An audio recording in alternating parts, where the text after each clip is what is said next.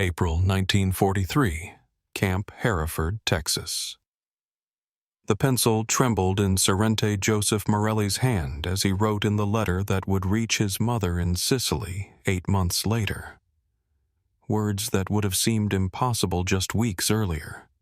Mama, they feed us like we are guests, not prisoners.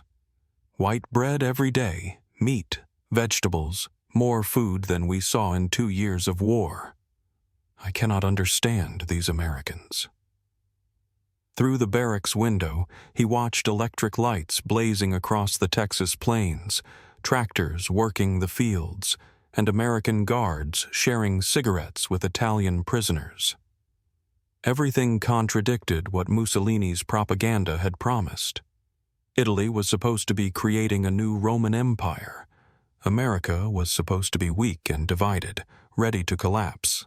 Yet here in captivity, Italian soldiers discovered abundance beyond imagination. When the first Italian prisoners arrived at Camp Hereford in April 1943, they were among approximately 51,000 Italian prisoners of war who would reach American shores. The first Italian POWs had begun arriving in the United States in November 1942, following the Allied invasion of North Africa. These men had surrendered in Tunisia when General Giovanni Messi's First Army finally collapsed after months without supplies. They expected harsh treatment, forced labor, perhaps death. Instead, they found what thousands would later describe in letters home as Quasi. The end had come swiftly in Tunisia. After years of fighting across North Africa's deserts, Italian forces faced impossible odds. No supplies arrived from Italy. German allies treated them as expendable, and British and American forces pressed from 2 directions. Among the 275,000 Axis troops who surrendered in May 1943 were approximately 50,000 Italians. These North African prisoners would form the core of what eventually grew to 51,000 Italian POWs in the United States, as more arrived from subsequent battles in Sicily and mainland Italy. The journey from defeat to revelation began in the collection camps of Tunisia. American military efficiency immediately impressed the Italians. Medical examinations were thorough. Many received their first real medical care in years. New clothing replaced uniforms that were more patches than original fabric, but the food stunned them most. After months of survival rations, the Americans provided white bread, canned meat, coffee with sugar, and chocolate. The Liberty ships that carried them across the Atlantic were returning from delivering supplies to the European theater. Rather than sail back empty, they carried human cargo, up to 30,000 POWs per month by summer 1943. The 2-week voyage across the Atlantic provided the first systematic contradiction of fascist propaganda. The ships themselves were monuments to American productivity, vessels mass-produced at rates Italy could never achieve. Italian POWs discovered that radar equipment, which they had seen only on advanced British warships, was standard on American cargo ships. The ship's mess provided daily shock. American sailors had ice cream machines, unlimited coffee, fresh bread, and meat. They discarded food that would have been treasured in Italy. This casual waste demonstrated resources beyond comprehension. As Italian POWs disembarked at ports like Norfolk, Virginia, and on the West Coast, they entered a world that exceeded imagination. The port sprawled across thousands of acres with docks stretching for miles. Dozens of ships loaded and unloaded simultaneously. Electric cranes lifted loads that would require dozens of men in Italy. But most striking was the civilian prosperity. Parking lots filled with workers' automobiles. In Italy, only the wealthy owned cars. Every building had electricity. Shops displayed goods that had vanished from Italian stores before the war. The prisoners traveled by passenger train, not cattle cars. They rode in coaches with cushioned seats, electric lights, and dining cars. The journey into America's heartland revealed a nation of impossible wealth. Every small town had electricity, automobiles, and shops full of goods. Factories ran 3 shifts with electric power. Even rural farms had tractors and electrical lines. Camp Hereford was designated exclusively for Italian prisoners, while other camps like Camp Hereford held primarily German POWs. The camp encompassed 4 compounds with barracks, mess halls, and infirmaries surrounded by barbed wire fences monitored by armed guards. At its peak, it held 3,660 prisoners. The Hereford camp alone contained Italian POWs, 2,580 men, making it one of the primary centers for Italian prisoners in Texas. The camps exceeded Italian military standards. Barracks had electric lights, hot showers, flush toilets, and heating. The hospitals contained equipment unavailable in Italy since before the war, including X-ray machines and modern surgical tools. To the Italian prisoners, the camps were almost paradise. Although there were instances of mistreatment, especially toward the Nazis, they were kept in clean barracks, had hot showers, an abundance of food, and they could spend the money they saved from their work at the local PX. The food overwhelmed them. 3 meals daily with meat, vegetables, bread, milk, and often dessert. Special meals for holidays exceeded anything they had known even before the war. Kitchen workers reported throwing away more food daily than their families in Italy received weekly. Everything changed on September 8, 1943, when Italy surrendered and signed an armistice with the Allies. Marshal Pietro Badoglio's government switched sides, declaring war on Germany on October 13th. After Italy surrendered, the Prime Minister instructed Italian POWs to collaborate with the Allies. Beginning in February of 1944, the United States Army Service Corps offered the Italian POWs in the United States the opportunity to join what came to be known as Italian service units. They could remain prisoners or volunteer for Italian service units, ISU, to work alongside Americans in non-combat roles. The response was overwhelming. Of the 51,000 Italian POWs being held in the United States at the time, over 45,000 joined the service units and were sent to places with a shortage of labor manpower across the United States. They signed pledges to assist against their former German allies and received privileges that transformed their experience. Even though they were officially still classified as POWs, they nevertheless donned uniforms that were differentiated only by a patch that read Italy that was worn on the left sleeve and stitched onto the standard garrison cap. They also received a monthly stipend of $24, of which only 1/3 was paid in cash. The rest was issued as scrip to be used on the base where they were being held to pay for various supplies and personal items. In California, where the war was palpable through to the end of 1945 because of the intensity of fighting in the Pacific, Italian POWs working in support of the war effort were actually received most enthusiastically. The state's large Italian-American population, established since the gold rush era as fishermen, farmers, and winemakers, embraced the POWs. The most amazing story being that of the Italian POWs stationed on Angel Island, who held regular dances in a hall in San Francisco that they rented with their own money. Using their earnings, they organized Saturday night dances that became major social events. American women attended, chaperoned but eager to meet the Italian soldiers. Italian prisoners of war worked in California's agricultural fields, witnessing farming on a scale that defied comprehension. Single farms were larger than Italian provinces. Mechanical harvesters did the work of hundreds of men. Italian ISU members became essential contributors to the American war effort. They loaded ships for D-Day, harvested crops that would have rotted without their labor, and maintained military equipment with expertise gained in North Africa. The Italian service units accounted for over 90 million man-days of labor in the United States from 1943 to 1945. In financial costs, the program saved the United States government an estimated $230 million. At the Brooklyn Army Terminal, Italian prisoners of war loaded supplies for the liberation of Europe. They worked with enthusiasm, knowing every shipment brought Italy closer to freedom from German occupation. In agricultural areas, they saved harvests crucial to feeding both America and its allies. By June 1943, over 14,500 Italian POWs resided in camps throughout the United States.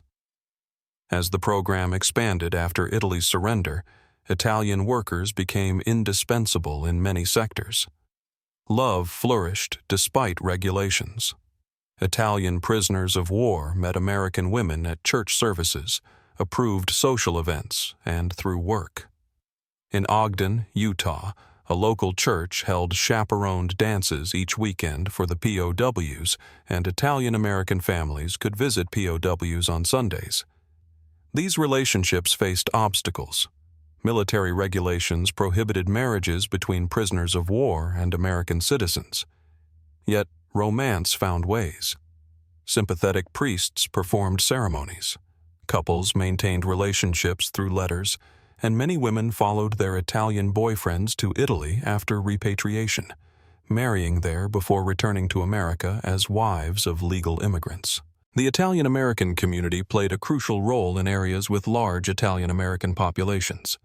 POWs found surrogate families who invited them for Sunday dinners, helped them write letters home, and maintained connections that lasted decades after the war. Christmas 1943 provided profound emotional impact. American churches and civic organizations sent packages to camps containing cigarettes, chocolate, and toiletries, luxuries even for American civilians. Local communities organized dinners and celebrations. At Camp Hereford, local churches performed Italian Christmas carols. Catholic churches held midnight mass in Latin and Italian. The Christmas feast included turkey, ham, multiple side dishes, and desserts, abundance that Italians hadn't seen since before World War I. This kindness toward enemies shattered the last remnants of fascist propaganda about American weakness. Italian POWs wrote home describing American generosity that only a nation certain of victory could show.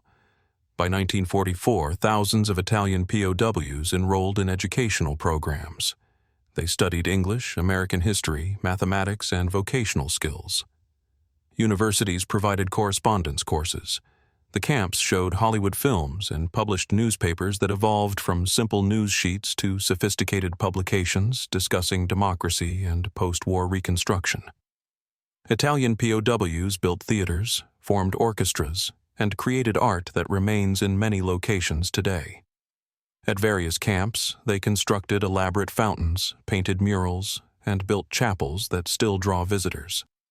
These weren't crude prisoner crafts, but professional quality work that demonstrated Italian artistic tradition. When news of the June 6, 1944 Normandy invasion reached the camps, Italian POWs celebrated wildly. These were their former enemies landing in France, but also the liberators who would free Italy from German occupation. Italian POWs worked extra shifts loading supplies, painting messages on boxes for the liberation of Rome. Death to the Nazis. When Rome fell on June 4, 1944, Italian POWs and Italian Americans held joint celebrations across America. Former enemies had become allies in the fight against Nazi Germany. At Camp Hereford, prisoners and local residents held a victory mass that drew thousands. Throughout captivity, Italian POWs experienced genuine American kindness. When prisoners received news of family deaths from bombing in Italy, American guards and commanders attended memorial services. Local families adopted prisoners who had lost everything, ensuring they weren't alone during holidays. Medical treatment particularly affected prisoners. Italian doctors worked alongside American medical staff, learning techniques and using equipment unavailable in Italy for years. Prisoners received operations and treatments that would have been available only to the wealthy in Italy. The separation between German and Italian prisoners became more pronounced after Italy's surrender. While German POWs often maintained Nazi ideology, Italians embraced their new status as co-belligerents, working enthusiastically for Allied victory. In March 1944, the U.S. military sent 1,800 ISU members to Boston. First housed at Camp McKay in South Boston, the prisoners received frosty treatment by locals. Boston's Italian-American community initially viewed POWs with suspicion, fearing they would damage the community's reputation as loyal Americans. But transformation came quickly. Italian POWs proved themselves industrious workers at the Boston port of embarkation. They sang in church choirs, cooked for festivals, and introduced authentic Italian cuisine to second-generation Italian Americans who had never tasted real Italian food. As a result of rising tensions with the South Boston community, 1,300 of the ISU members transferred to Pettick's Island in Boston Harbor a few months later. On the island, they enjoyed more freedom, with trustees allowed Sunday boat trips into Boston's North End, where they often dined with Italian-American families. Italian POWs witnessed American industrial and agricultural production that defied comprehension. In California's Central Valley, they saw single farms producing more than entire Italian provinces. Mechanical harvesters processed in hours what would take weeks in Italy. They watched as perfect fruit was discarded for minor blemishes. Entire crops sometimes plowed under to maintain prices. Waste that would have prevented starvation in Italy, but here demonstrated unlimited production capacity. The casual attitude toward abundance stunned them most. Workers threw away half-eaten lunches, left lights burning in empty rooms, and drove automobiles to work. All unthinkable in wartime Italy, where families survived on meager rations. Men were put to work in the fields or on fishing boats, earning $8 a month. Even this modest wage seemed generous to men who had nothing, and they saved carefully to send money home after the war. Italian prisoners of war left permanent marks on American culture. They introduced bocce ball to communities that still play today. They taught Americans to make authentic pasta and pizza, helping launch what would become a multi-billion-dollar industry. Their decorative work, fountains, murals, and chapels, remains in dozens of locations. Camp newspapers published by POWs showed remarkable transformation. Articles evolved from news about Italy to discussions of democracy, American farming techniques, and plans for post-war reconstruction. These publications circulated among camps, spreading ideas about democratic governance and modern methods. On July 16, 1944, the 38th and 40th Italian Quartermaster Services Companies arrived at Rock Island Arsenal by train from Pine Camp, New York. They performed maintenance and support work that proved so valuable that commanders requested delays in repatriation after the war ended. At agricultural sites, Italian POWs demonstrated expertise from generations of farming tradition. They introduced techniques that improved American agriculture. Their work in canneries, shipyards, and military depots freed thousands of Americans for combat duty. The volunteers in the Italian service units also freed up American soldiers who would have performed supporting roles to serve in combat. Due to the assistance of the Italian service units, fewer American men had to be drafted. The scale of the Italian POW experience in America. At its peak in May 1945, a total of 425,871 POWs were held in the U.S., 371,683 Germans, 50,273 Italians, and 3,915 Japanese. The Italian POWs numbered 51,000 and were placed in 21 camps in 18 states. Labor contribution: 90 million man-days of labor, $230 million saved in labor costs, thousands of Americans freed for combat duty, critical harvests saved from rotting. Integration success: 45,000 joined Italian service units. Less than 1% attempted escape. Thousands maintained correspondence with American families post-war. Many returned as legal immigrants. Repatriation began in late 1945 but proceeded slowly. America needed their labor for transition to peacetime. Many Italian POWs didn't want to leave. They had found friendship and opportunity in America while Italy remained destroyed and occupied. When departures began, entire communities turned out to say goodbye. At Camp Hereford and other camps, local newspapers wrote about losing friends, not prisoners. Relationships formed during captivity, both romantic and platonic, faced separation. Between December 1945 and July 1946, Italian POWs returned to Italy carrying knowledge of American democracy, agricultural techniques, and industrial methods. They became inadvertent architects of Italy's post-war reconstruction, implementing American approaches learned during captivity. As promised, many former POWs returned to America as legal immigrants. Sponsored by employers who valued their skills, families they had befriended, or women they had married, thousands made new lives in America. These immigrants succeeded remarkably. They founded businesses, particularly in food industries and import-export trade between Italy and America.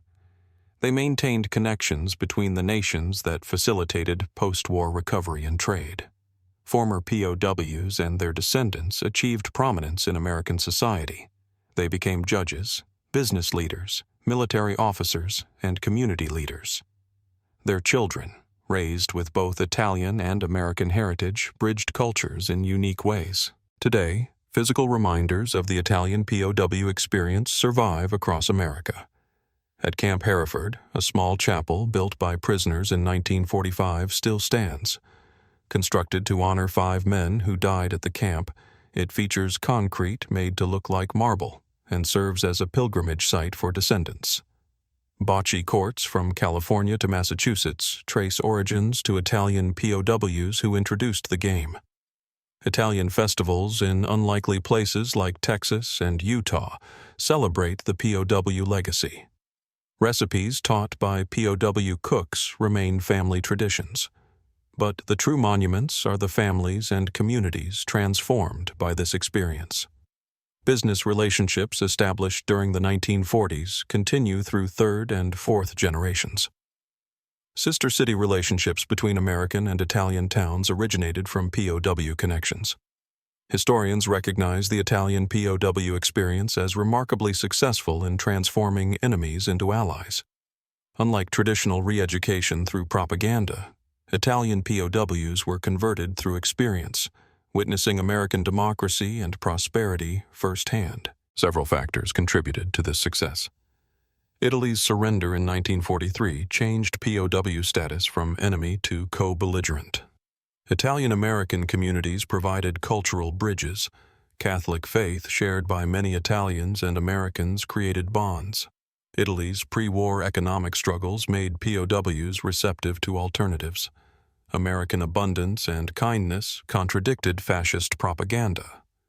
The contrast with German POWs is instructive. While Germans often maintained Nazi ideology despite similar treatment, Italians almost universally embraced American values. This difference reflected cultural factors and the timing of Italy's surrender. The Italian POW experience influenced both nations profoundly. For America, it demonstrated the power of kindness and prosperity in winning hearts and minds. For Italy, returning POWs brought knowledge that contributed to post-war democratic development and economic recovery. Former POWs helped establish business connections between Italy and America that facilitated trade and investment. They introduced American agricultural and industrial techniques that modernized Italian production. Most importantly, they carried memories of democracy functioning successfully, providing models for Italy's post-war government. The program succeeded because it relied on demonstration rather than indoctrination. Italian POWs saw American society functioning effectively while treating enemies with dignity. They witnessed production capacity that made victory inevitable. They experienced living standards that exposed fascist promises as fantasies. Starting in the 1970s, former Italian POWs organized reunions in America. These gatherings celebrated transformation and friendship rather than captivity. The 1988 reunion at Camp Hereford drew hundreds of former POWs and thousands of Americans who had known them. Veterans spoke of gratitude for American kindness, of lives transformed by captivity, of enemies who became family. Their testimonies emphasized that their imprisonment had been fortunate, opening doors to democracy, prosperity, and friendship. At these reunions, elderly men who had arrived as Mussolini soldiers embraced American guards who had become lifelong friends. Their grandchildren, American and Italian, played together, living proof of reconciliation. Why did Italian POWs call American camps almost paradise? Not because captivity was pleasant, but because it revealed possibilities they never imagined. They discovered that prosperity came from freedom rather than conquest, that diversity created strength rather than weakness, that democracy functioned better than dictatorship. They witnessed ordinary Americans living better than Italian aristocracy. They saw workers owning automobiles, farms using machinery, factories producing abundance. They experienced kindness from enemies that their own government never showed them. The paradise was relative compared to years of war, starvation, and propaganda lies. American camps offered food, safety, and dignity. Compared to what awaited in bombed, occupied Italy, America represented hope and opportunity. The Italian POW experience enriched American culture permanently. Pizza, now a multi-billion-dollar industry, was popularized partly by POW cooks who taught Americans authentic preparation. Espresso culture, decades before Starbucks, was introduced by Italian prisoners to communities that had never tasted real coffee. In small towns across America, Italian festivals celebrate connections born from the POW experience. In Hereford, Texas, the annual POW reunion became a community tradition. In California's Central Valley, wineries founded by former POWs or their descendants produce wines using techniques brought from Italy. The linguistic impact was significant. Thousands of Americans learned Italian from POWs, creating a generation of Italian speakers who would facilitate post-war business and cultural exchange. Italian words entered local vocabularies, particularly in food and agriculture. Beyond the immediate $230 million in labor value, Italian POWs contributed to long-term economic connections. Former prisoners who became American citizens or maintained business relationships facilitated billions in trade between Italy and America. The agricultural techniques they learned and implemented in Italy helped that nation's post-war agricultural recovery. The industrial methods they observed influenced Italian manufacturing, contributing to the Italian miracle of the 1950s and 1960s. American businesses benefited from connections with former POWs who understood both cultures. Import-export firms, food companies, and manufacturing partnerships flourished through relationships begun in prison camps. Studies of former Italian POWs revealed remarkable psychological outcomes. Unlike many POW populations who suffered lasting trauma, Italian prisoners in America showed lower rates of depression and PTSD than Italian soldiers who weren't captured. Psychologists attribute this to several factors: excellent treatment exceeding expectations, meaningful work providing purpose, social integration reducing isolation, educational opportunities offering hope, and the transformation from enemy to ally status after Italy's surrender. The psychological impact extended to families. Children of former POWs often reported that their fathers spoke positively of their captivity, unusual for war experiences. This positive framework influenced family dynamics and international perspectives for generations. The story of Italian POWs in America demonstrates war's capacity for unexpected transformation. Men who arrived as Mussolini soldiers left as democracy's advocates. Enemies became friends, prisoners became partners, and many ultimately became Americans. Through simple acts, sharing food, providing medical care, allowing religious worship, enabling correspondence with families. America converted adversaries more effectively than any propaganda could achieve. The Italian POWs witnessed American society at its best and wanted that prosperity and freedom for their own nation. Their contribution went beyond labor. They enriched American culture, strengthened Italian-American communities, and built bridges between nations that endure today. Their descendants, whether in Italy or America, embody the possibility of reconciliation and friendship after conflict. The Italian POWs found their quasi-paradiso not in the camps themselves, but in the revelation of what society could achieve through democracy and freedom. They returned to Italy carrying seeds of transformation that would help build a democratic nation from fascism's ruins. In the end, 51,000 Italian soldiers captured in North Africa discovered in American captivity what Mussolini's empire could never provide: dignity, opportunity, and hope. They called it paradise, not because it was perfect, but because it showed them perfection was possible. Through their transformation, enemies became family, and two nations found friendship that endures across generations. Their legacy reminds us that even in war's darkest moments, humanity can prevail, that kindness can conquer where weapons cannot, that showing enemies a better way may transform them into friends. The Italian POWs who found paradise in America proved that reconciliation is possible, that democracy's example is powerful, and that treating enemies with dignity can yield victory more lasting than any battlefield triumph. The camps are mostly gone now, returned to farmland or developed into suburbs. But in Hereford, Texas, a small chapel stands. In California, bocce courts echo with Italian voices. In countless American communities, families trace their roots to an Italian soldier who found paradise in captivity and chose to stay. They came as warriors of a failed empire.